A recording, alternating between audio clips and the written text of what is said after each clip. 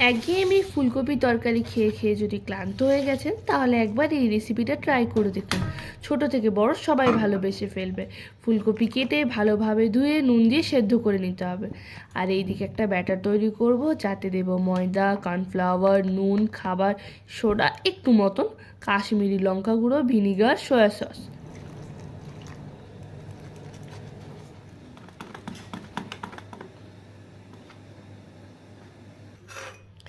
এবার একটা পেঁয়াজ, ক্যাপসিকাম বড় করে কেটে নিতে হবে।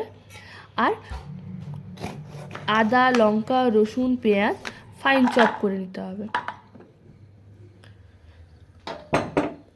ফুলকপিগুলো এবার ব্যাটারে মিশিয়ে গোল্ডেন ফ্রাই করে নিয়ে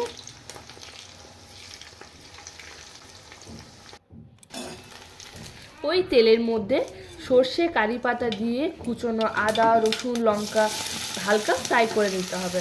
একটা সুন্দর ফ্লেভার এসে গেছে। এরপর দিয়ে দেবো আমরা বড় বড় করে কেটে রাখা পেঁয়াজ, ক্যাপসিকাম, হালকা ভিনিগার, 2 চামচ রেড চিলি সস এবং 2 চামচ গ্রিন চিলি সস।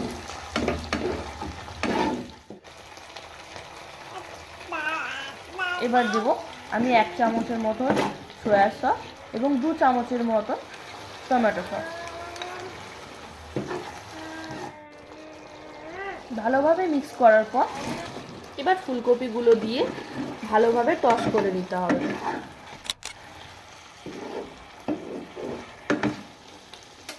এবার দিয়ে দিতে হবে স্বাদ মতন চিনি।